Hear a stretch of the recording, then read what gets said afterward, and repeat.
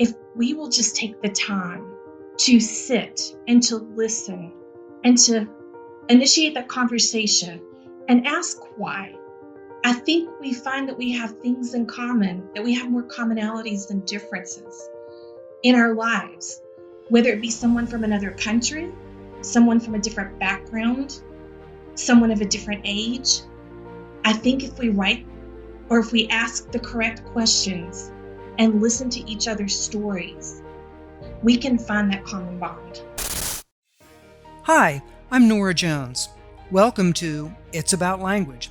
This podcast connects language and culture to life, learning, and hope. You'll experience insightful conversations with creative leaders in the fields of education, business, arts, and science. My guests shed light on the impact of language and culture on individuals and society as they share their stories and experiences. You'll be informed and inspired as we explore how language and culture make us human and bring hope in the midst of a challenging world. And it is a great pleasure to welcome my guest today, Lisa Fore. Hi, Lisa. Hi, Norah. I'm so glad to have a chance to talk with you because you and I have had a great history together of professionalism in the world language educational scene.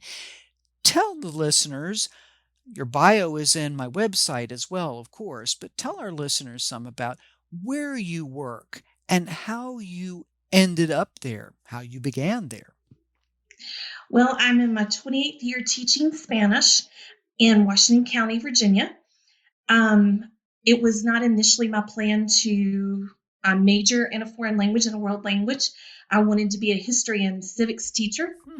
And my dad wasn't quite on board with that. And since he was helping me with my education, asked me to maybe reevaluate my plans as a teacher. And so to do what I wanted to do and to maybe please him at the time as well, I thought through the situation and decided to teach Spanish, to major in Spanish, so that I could continue teaching history and world culture. Oh. And so it was kind of to circumvent the situation and still do my passion and love of teaching history and civics and culture, but just in a different language. Isn't that interesting? So you came into world language through the door of culture and history. Absolutely. Yes. That was my passion. That was my love. And when you first started doing that, how does it vary when you first started from what you have learned over the 28 years?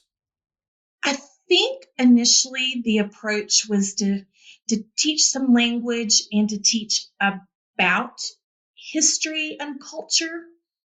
I think that has changed over the years to be more of trying to get my students engaged and to maybe raise their level of cultural intelligence rather than just to teach facts and information about government and history and things that have occurred throughout the years.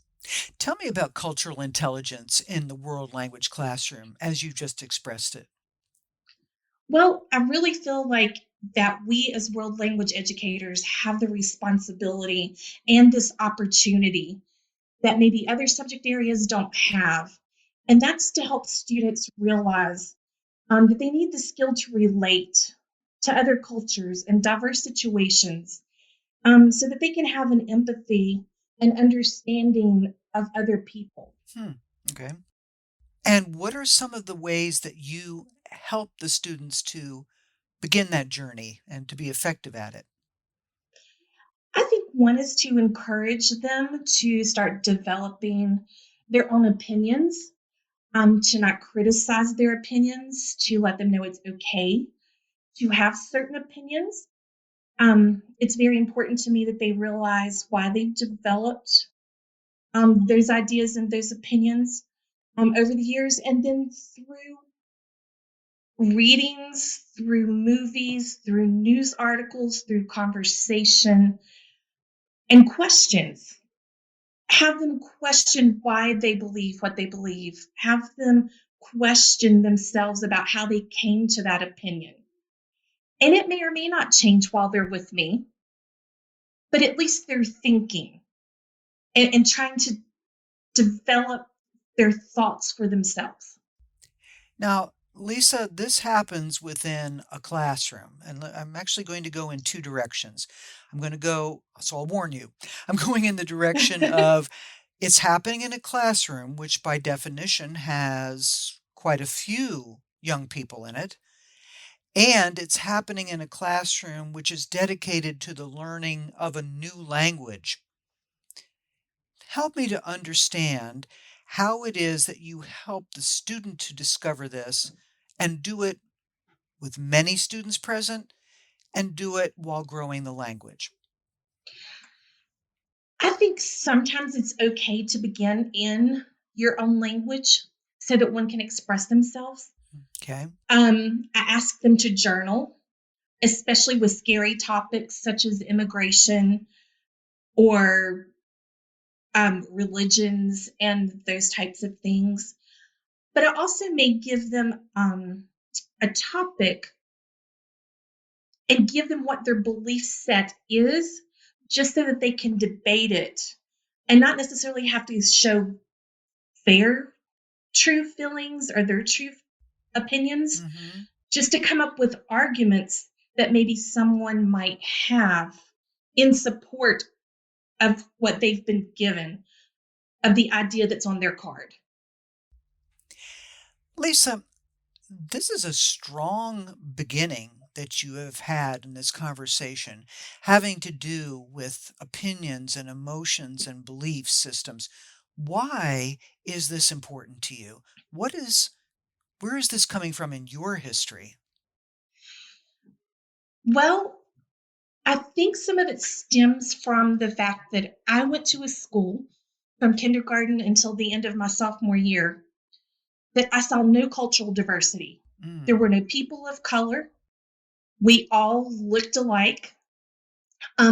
Most of us were from farm families or parents who were in manufacturing, mm-hmm, maybe a few educators, mm-hmm. but basically our histories were very similar Ah, and our life story was very similar. And I had a civics teacher who introduced us to all of these other things, to different ideas and religions and peoples of the world. And I wanted to know more, being from this small school of less than 200 students in 7th through 12th grade. wow. Yeah. And I knew there had to be something else out there. And I wanted to know more. And I think some of what I do in my classroom spills over from that experience. And that I want my students to always have more and more opportunity than I had. It certainly does spill over. That's a phenomenal story. And there we have again an educator that's really made a difference in a life. What were the ways that you grew and that you came out of that small school setting to follow some of that desire? I think it was a long time before I actually had the real opportunity to grow.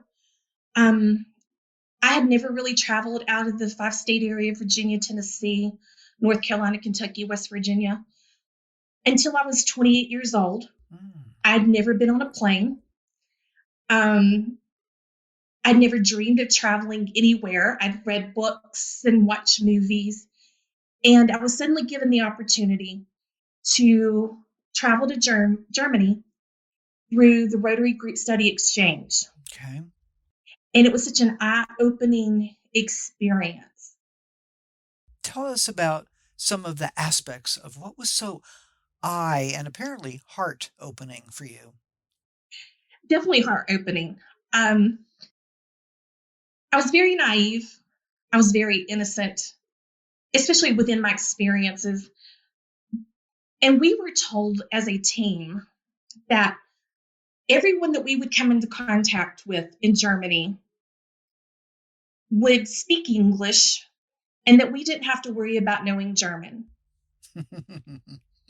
And now looking back on that, I realized what an arrogant viewpoint that was Ah, and how inconsiderate and rude it was to assume that I was going to someone else's country, to their home, and expecting them to accommodate me with Wow. my language. Wow.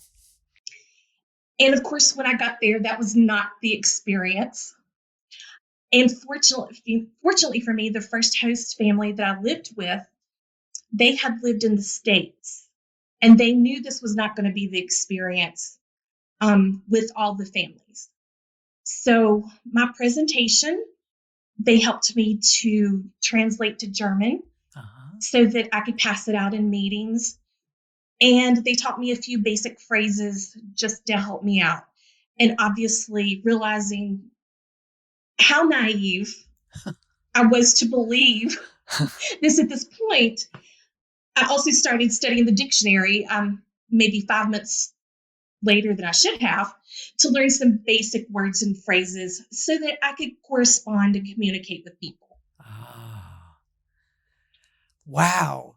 You know, that's very interesting. You use these phrases, so arrogant to expect to come to someone else's home and to have them bend to you. That was sounds like it was very formational for the work that you've done since then.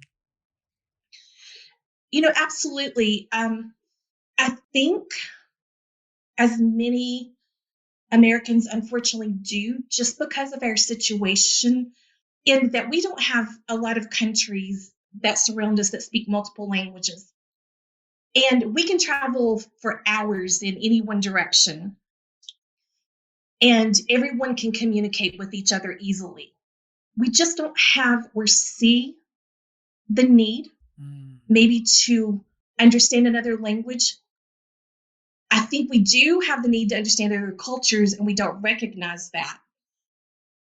But after having that experience, even here within the States, I started thinking about that. When you go to someone else's home, when you go to another state, when you visit another school, you need to know a little bit about the history and the culture of those people to help you understand and make that connection and to form a relationship within all of these situations. So it's not just traveling to an exotic foreign land, you say? Correct. Absolutely not. Fascinating.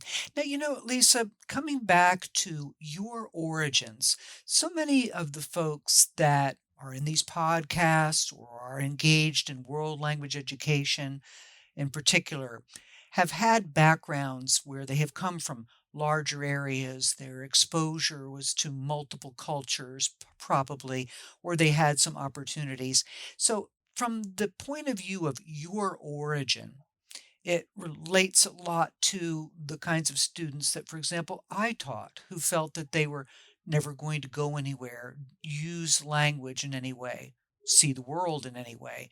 So you're bringing a perspective from your life to your students that a lot of people don't have.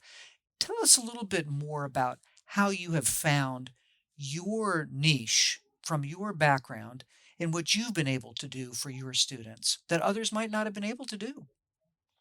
Right. And living in the area that I live in, not all of the schools in our district are affluent. And so, sometimes students don't get the opportunities to travel. And unfortunately, sometimes I don't get to take as many students as I would like to with me. Mm-hmm. But definitely, I felt like it was my responsibility, not just within my school that already had a strong travel program when I first began working there, but to make sure that that travel program continued. But I also wanted to see other schools in the district and from the region to also have the same opportunity. But because this trip, for me, that someone gave me the opportunity to travel, changed my life. Wow. And although the school trips, through travel companies, they see a lot of the tourist places and things like that, I'm still hoping it'll touch their heart in some way, that they'll actually want to go back and spend time either in college or sometime later in their life and actually immerse themselves in the culture somehow as an individual. So I'm hoping to spark something there. Um, Also, I believe in paying it forward. There was a lady who was the one that introduced me to the Rotary Group Exchange program. Okay. And had she never mentioned this and helped me through the process, I would have never had that opportunity. So I also felt like not just taking my students was an important endeavor, but each time that I've traveled, I've tried to take a different adult who has never had that opportunity. Interesting. And they in turn have started their own travel programs. And that makes my heart happy that people are continuing to spread those opportunities to other people. Lisa, one of the things that I notice is that you are very fond of mentoring, that the concept of mentoring, what you're doing with students and also what you're doing with other adults, including the parents and so forth. Talk a little bit about the nature of helping others to understand language and culture from the point of view of mentoring. What does that do? I'm not sure that I can actually answer the question about what a mentor is because I've never really seen myself as a mentor. Hmm. But what I do see is that it's important to model what you would like to see happen in any situation. And so if you want teachers to show good practices or to have good practices in their classroom, then you yourself have to be willing to learn new practices Uh-huh. and to implement them into your classroom. The same with travel. Um, if you want others to continue to travel once you're gone, you have to help them take that step. So I'm not sure that I'm a mentor, but I do try to lead by example, and I hope I'm leading in the right direction. Sometimes I get it wrong, but then again, you have to admit when you get it wrong. What do you think is the biggest thing that you model for others? Oh, that's a tough question. Yeah. I hope hard work pays off, and I hope that's what I model, and that you don't do things to receive recognition. You do something because it's the right thing to do. As a teacher, I do things because it's the right thing to do for my students. It's going to better them in some way. It's going to better a situation for them in some way. And I hope that's what others see in me when they're watching me. And I hope that's what comes across in everything that I do. That I'm there for the students and I'm there for the program. And I will fight for that program and for the students and for my school division and for my colleagues. It's a powerful statement. Thank you very much. Now, let's think back to the background that you have. And part of what became you was exposing yourself to different kinds of people, folks that you had not grown up with and around. And one of the things that you have said to me is that we're afraid of what we don't know and we don't understand. We're afraid of that. How have you worked in your life on that part with your background? And how do you share that with especially students who are studying language and culture? I think always in the back of my mind is the question, why? Why do people do what they do? Why do people say what they say?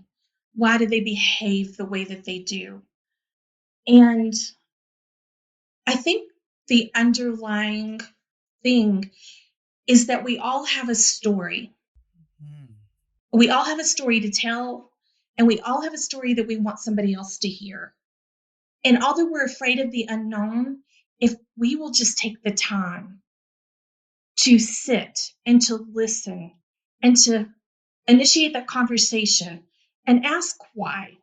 I think we find that we have things in common, that we have more commonalities than differences in our lives, whether it be someone from another country, someone from a different background, someone of a different age. I think if we write or if we ask the correct questions and listen to each other's stories, we can find that common bond. That's phenomenally said. And when you went from feeling this important issue of the commonality of humanity, from your background, you were coming from a love of cultures and histories and so forth. When you come to the language classroom in particular, along with the culture, how do you have students express this understanding through the learning of language? I think once again is having them do research, Ah, having them ask the questions, or sometimes asking them tough questions. Why do you think? Or what's the history behind this particular idea? okay. When you're talking about a country or a people or, you know, a background. And I'm not sure that I have a great answer for that, because I think each situation lends itself to a different learning opportunity. No question.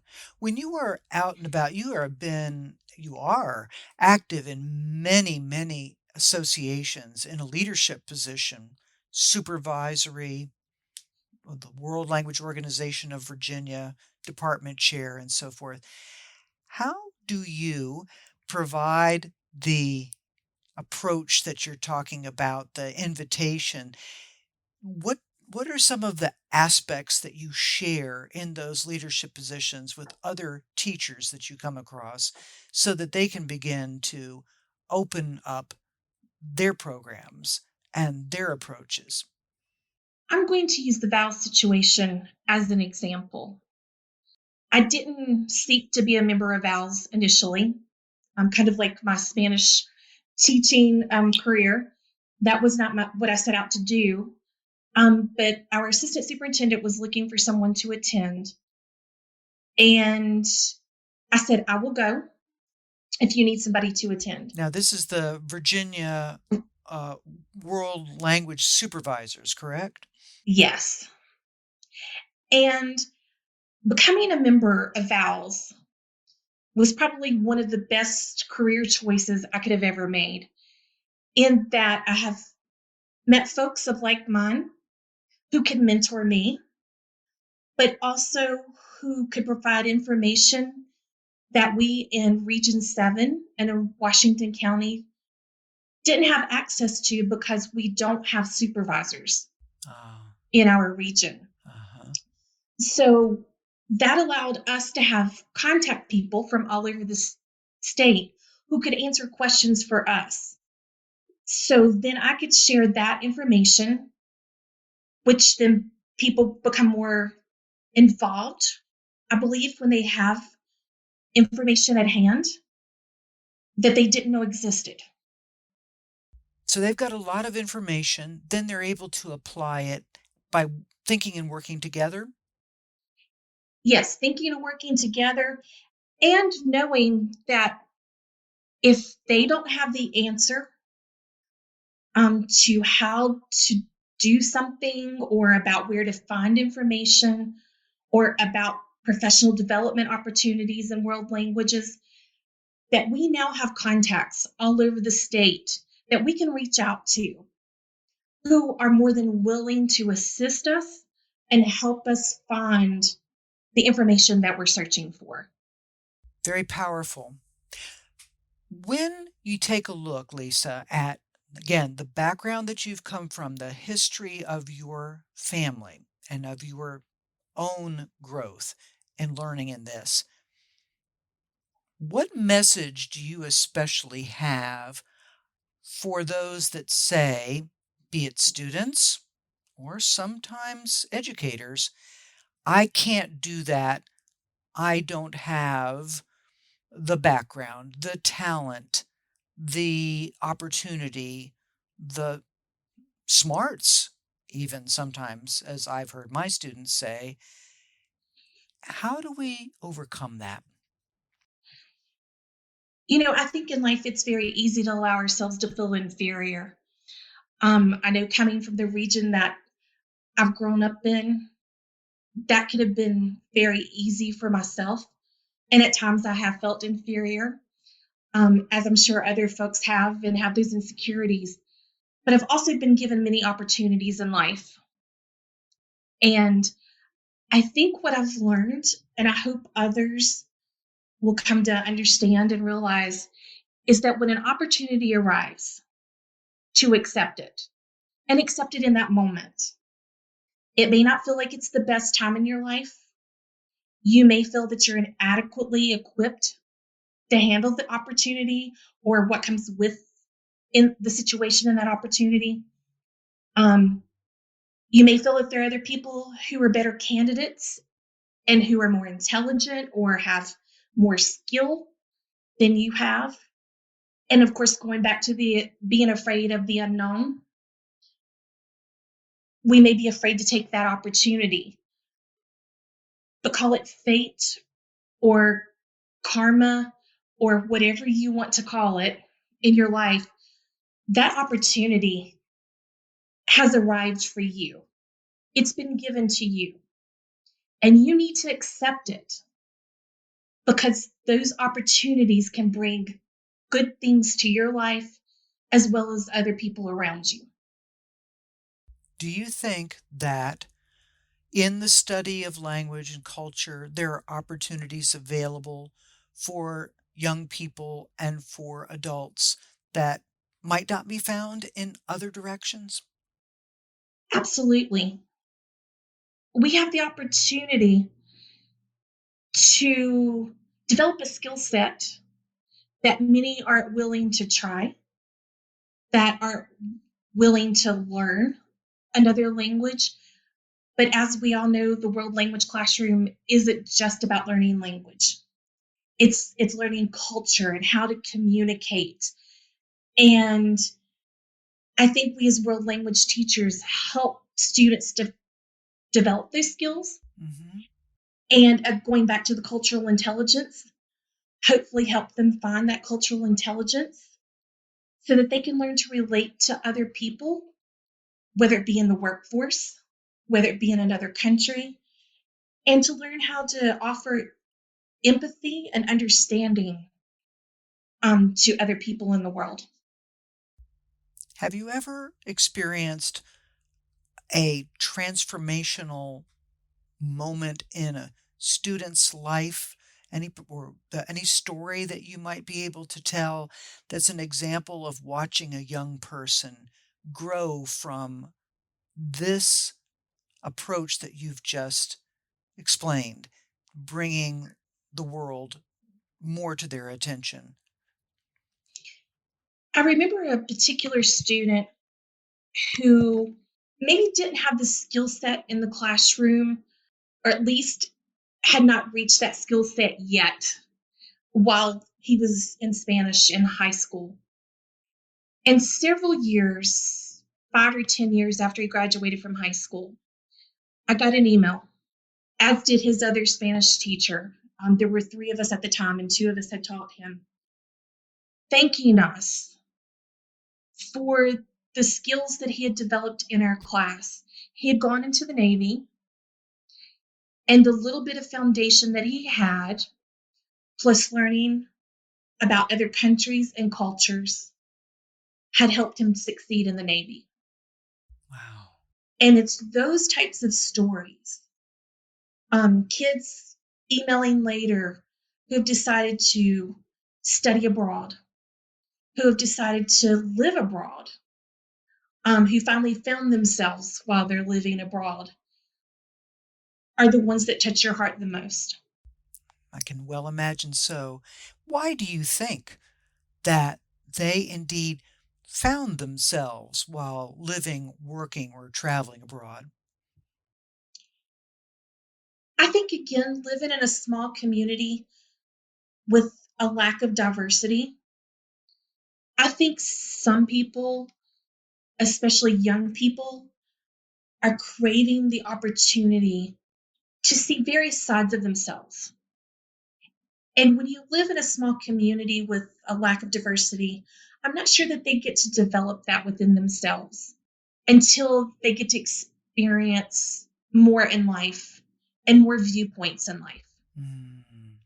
Then it begins to reflect on themselves. Sounds like your pathway to teaching language, despite your intention not to, has been has been a very rich experience for you. Do you ever regret having gone in the direction of language instead of staying with the history that you first planned on? Absolutely not. Going back to those opportunities, um, I'll even jokingly say that maybe this was a forced opportunity um, to land in the world language world, but it absolutely is where I belong. There has not been a single year that I have not enjoyed everything that I do. Um, there are very few days that I can say, even in this challenging time, that I don't enjoy what I do, especially when I get to interact with the kids.